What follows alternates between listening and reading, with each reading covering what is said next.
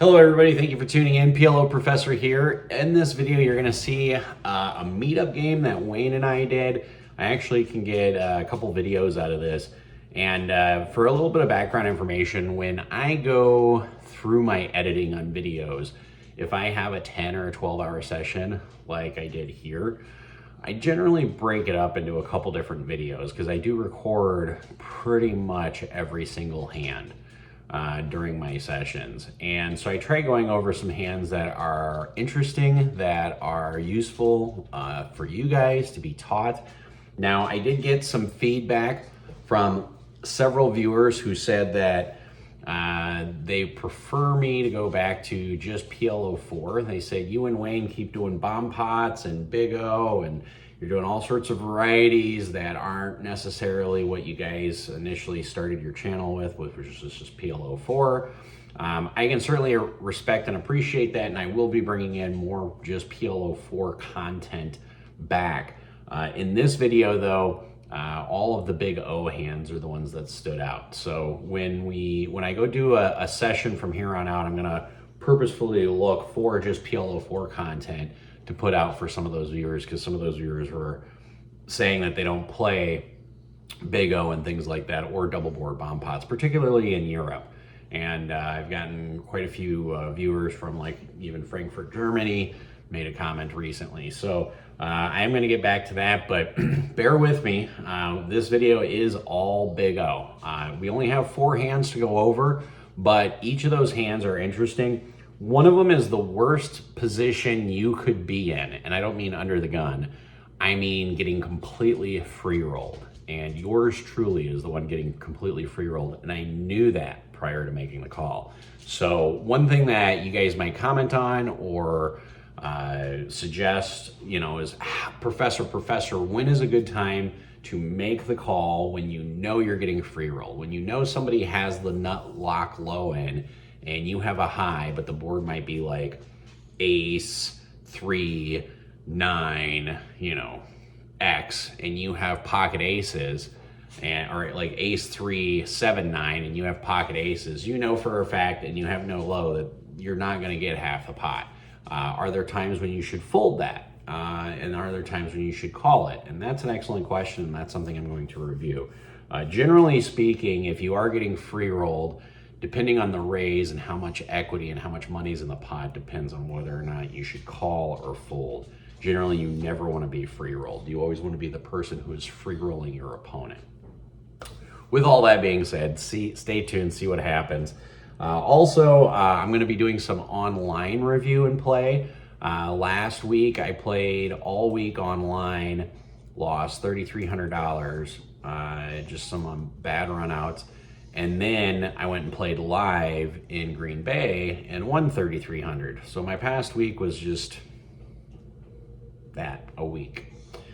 But I'm going to do some online play and some online review. Every Monday, as you guys know, we do a virtual meetup game, and we've been playing online 5 to 6 days a week. And then there's a tremendous amount of heads up play. And I'm going to take a moment to talk about the heads up play just for a moment. If you are wanting to improve your heads up play, I cannot stress enough how playing heads up helps your heads up play, and playing a heads up against aggressive and formidable opponents is huge. And the reason why I say that is we play a tremendous amount of heads up online. And yesterday I went and sat on, I think it was WSOP, just playing some PLO, and got to playing some heads up. And I tell you what, I felt like my opponent had no shot. None. When you're online and you sit at a table and you're waiting for a full game, when a third party showed up, I got upset. That's how much my heads up game has improved in the last 3 to 4 weeks. And honestly, some guys like, and you know who you are, Push and Pray, Ace of Spades, and I'm just using their screen names versus their real names. But you guys know, Action Sam, that my heads up play has actually improved because of you guys. And so I do want to take a moment just to say thank you. In any case, We still have Dancing with Our Stars. We're going to go ahead and put the QR code right here if you guys would like to donate. We really appreciate that. That helps out the channel. Also, don't forget to hit the like and subscribe. And then also check out all of our merch down below. We've got really cool t-shirts coming up, and we've got card protectors, things of that nature. And if you see me in Vegas, don't stop to hesitate to say hi. I am a very sociable person. Come up to me and say hi. But hopefully you guys will enjoy this video. I always appreciate the feedback and the comments. All right, everybody, play smart, run like a god.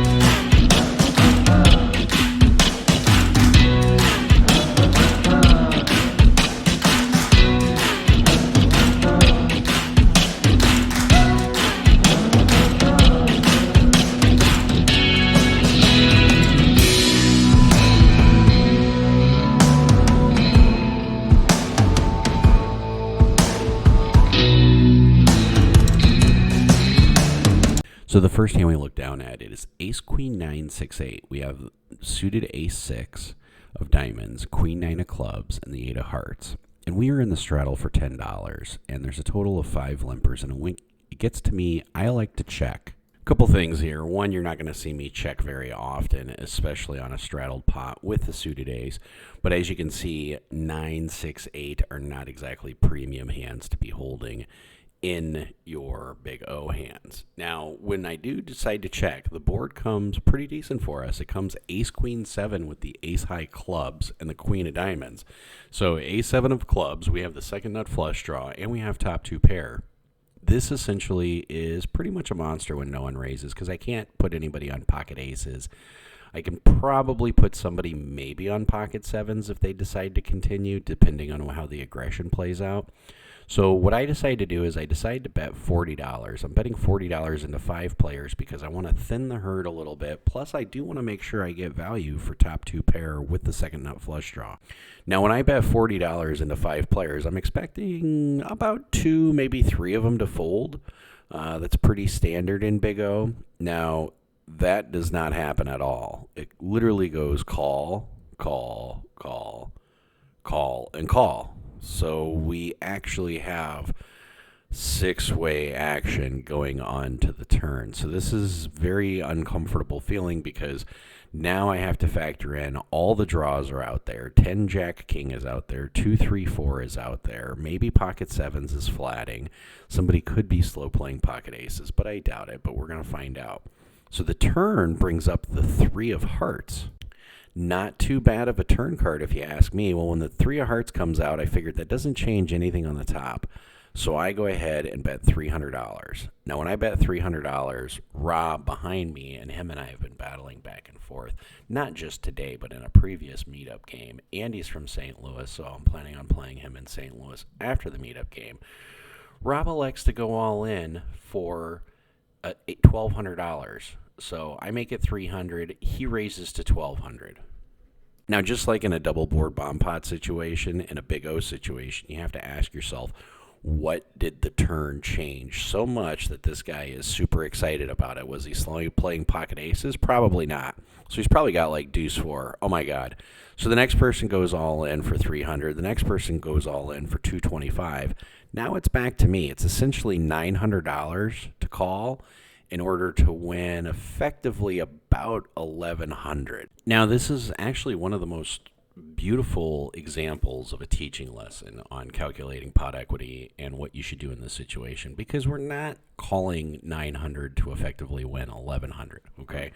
You have to figure there's $300 in the pot, my $300 bet, so those are always in there. Then the Rob who raised matched that 300 plus he put in an extra 900. But you have to assume since he's free rolling, he's going to get that extra 900 back. So let's add in the other two players all in. So we have one player who went all in for essentially 300 and another player who went all in for 225. So when you add that up, you come out to 1425. So what you have to factor is you are calling $900 to win half of 1425. So you're calling $900 to win $712. Now you might say, Professor, that's a terrible, terrible way of looking at things. No, that's actually the right odds of looking at it. Now, if we look at how many outs our opponent has, because we do have clubs blocking, he has deuces, fours, fives, and sixes, and he only has a total of 8 outs because there's deuces, fours, fives, and sixes that are not a club. Any of those clubs are still essentially going to give us the nut high. So we're calling $900 to win $712. He's only getting there 15% of the time, which means our $900 needs 85% equity, which means we need to call 900 to essentially win 765 to make it worthwhile. If you didn't follow me on the math, message me individually. I'll be more than happy to explain it. I know I've got plenty of haters out there that are going to tell me my math is wrong. Plenty of people who tell me this is a terrible call, but essentially you're calling $900 to win $712 because you know his extra money, that his extra 900 is just going to go back to him. So I'm really calling to win the 300 and the 225. Now when I look down at my hand, I figure out the equity and I'm like, he's getting there about 15% of the time. I'm not getting the right equity by about $50. But this is also my meetup game, and I also have the Maniac image, so who am I just to fold? But it does take me a minute in the real time to calculate out the odds, because I tell him, I'm like, hey, I know you've got deuce 4 5. I said, all right, I'm going to go ahead and call, because I figured with the extra money in there, yeah, my equity might be minus $50 EV, but it's my meetup game, and I'm a Maniac. This might get me paid off later on down the road. And Rob and I go back and forth a lot. So people who give me action, I give them action. I'm like, yeah, let's just, well, I'll call. I go ahead and call. And the river, so if you haven't already, go ahead and hit the like and subscribe so that way we can fade the free roll. It really helps the channel when you do hit the like and the subscribe button. So on the count of 3, everybody, go ahead and hit the like and subscribe. 1, 2, 3. Let's see if we can fade the free roll. Ooh, we hit the ace of hearts. We end up winning half this pot. Thank you for hitting the like and subscribe. So here's a nice fun hand, something that you don't see very often in Big O, especially when we're sitting pretty deep stack. I think our effective stack right now is around 1,500 or 2,000. We look down at ace, king, queen, 4, 5. Now, everyone who watches this channel knows the 3-3 rule in Big O. If you have 3 to a wheel and 3 to a Broadway, you need to put in more chips in the pot pre-flop. So Rob, the guy that has been battling back and forth with myself, elected to raise, and I'm in the small blind. Now, in the small blind, we do have $110 in the small blind jackpot. For those of you who don't know what the small blind jackpot is, if you're looking to spice up your home game a little bit more, if you're looking to spice up any game for that matter, what it is you put $10 on the button. The only person who's eligible to win it is the small blind. If the small blind does not win the pot, when the button moves, the next person on the button adds $10 until it continues to build up until there is a small blind that does win the hand. Now, whether there is money on the small blind jackpot or not, doesn't matter whether or not I'm going to call when I decide to 3-bet it and Rob decides to 4-bet it to $215. I joke with him and I say, it's funny, I raise and you just instantly 4-bet. Guy to my left says, oh my God, I don't see 4-bets very often, which is kind of funny because it just shows you Rob and I do battle back and forth quite a bit. Now, before we get to the flop, when you raise and you 3-bet somebody and somebody 4-bets in Big O, they are really polarizing their range. If they don't have any history with you, they're basically telling you that they have pocket aces with a suited ace and with some kind of wheel draw. So in a situation where I get 4-bet and I've got 3-3, and I'm out of position, I'm going to slow down a little bit because I'm going to explore my options on the flop, especially when we're so deep. You could make the argument that you could 5-bet here. I don't see an issue with 5-betting. I think if I was double suited, I'd lean towards a 5-bet. But I decided to flat, and the flop comes King 10-7 with 2 clubs. So with this kind of flop, we do have top pair with a 2-pair draw and a gut shot straight draw. You got to figure any 4, any 5, any king, any jack, or any queen, and we're probably going to end up having the winner. It goes check, check, and the turn comes a jack. Now, there's 2 different ways you can play this when you do turn Broadway and you're in a 4-bet pot. Obviously, Rob has pocket aces. There's a good chance he could have a dangling queen. Now, because I do have the ace of hearts, I have to factor that there's a really good chance, matter of fact, 2 out of 3, that Rob does have the ace of clubs. So because of that, I'm going to go ahead and elect to bet $400. Some people might make the argument that that's just too much. I should give him a little bit more rope. Problem is if even if he has like ace, jack with clubs, and I bet like 200, I could be giving him the proper odds of calling because he could spike a queen, end up chopping the pot. So I have to apply max pressure here. Plus, we have a history. There's actually a chance that Rob calls here. And he goes in the debate, and I think he just gets sick, and he folds. We are going to try something absolutely new here on this vlog. We are going to set this hand up as a training hand. I'd like you guys, after this hand, to let me know what you guys think. Do you like it when I do this type of stuff? But we're going to leave our hand as a mystery, and we're going to get into why in a few minutes, why that might be the case. So we're going to start off. We are in the hijack, and there's a $15 raise under the gun. 2 callers before me. I elect to call, and the big blind decides to call. So we go 5 ways to the flop. So there's $75 in the pot so far. And again, our hand is a complete mystery. Now, the flop ends up coming King 10-5 with a 10-5 of clubs and the king of diamonds. The first player, who I was calling Rob, his actual name is Gary, that's why I kept asterisk his name, decides to bet $45. We get 1 caller, then we get another caller. And now it comes back to us, and we are going to do something, even though it's kind of a wet board, we're going to make it $220. Now, if you want, you can comment down below, what kind of hands do you think I'm limping and then raising $220 with? Or not limping, but flatting on the flop, pre-flop, in the cutoff, basically, cutoff or hijack. Again, this is a mystery hand, so this is something we're doing brand new. The hand will be shown here in just a few minutes, but what kind of hands do you think your opponents are going to have when they flat $15, they have the maniac image, and then they decide to raise on a King 10-5 board with 2 clubs? Now, you can see across the table there, Gary, not Rob, the gentleman in the hat sitting to the right of Wayne, he's going in the tank. He's the one who made it $45. He's kind of stressing out about this. He's like, oh my God, Josh made it $220. What is Josh doing this with? And what kind of hand does Rob have? And there's a couple other callers in between us. So he's really going in the tank in this one.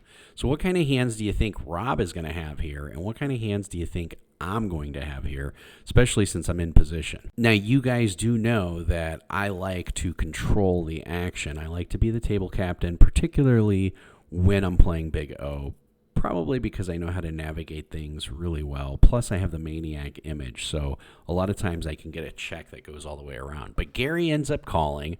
Gentleman to the left of Wayne ends up folding, and then we have Carlos, also known as Carl. He ends up calling. So there's $770 in the pot. We're going 3 ways to the turn. We've thinned out the field. Now the 3 of diamonds come. Gary's going in the tank. He's not sure what to do. He doesn't like the fact that he opened and then he got raised.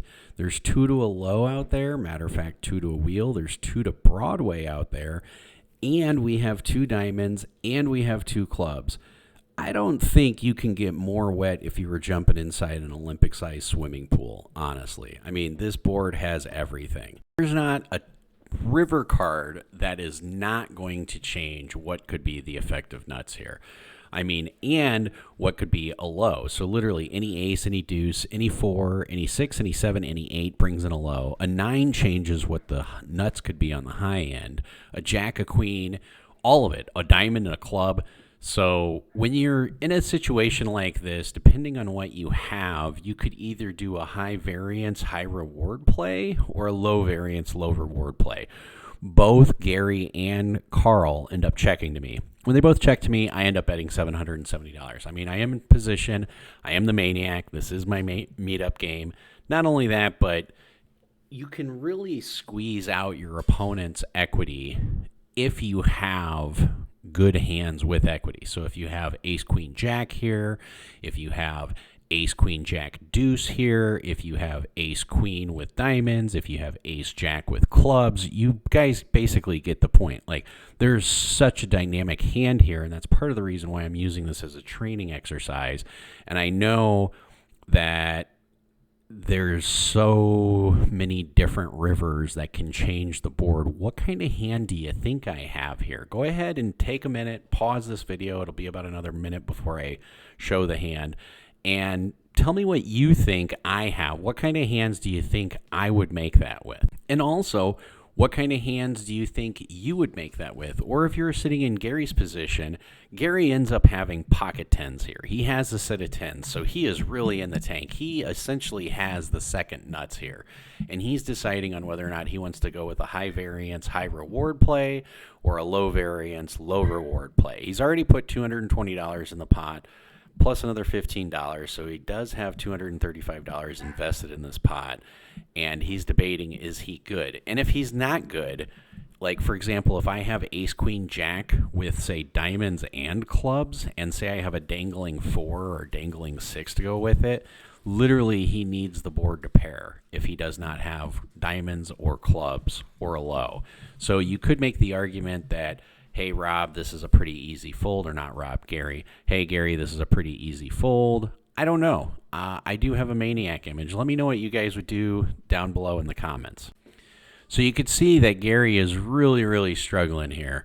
And again, we have a lot of history. And here's the hand. I actually have king, king, 10, 4, 7. I have one diamond in my hand. I have no clubs.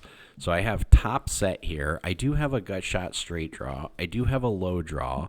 So at this point when Gary is going in the tank, I'm loving life because I know he's either got clubs or he's got a set of tens or he's got like ace, queen, jack with clubs or something to that effect. And I'm okay with it because I know my backup plan is my 47 low.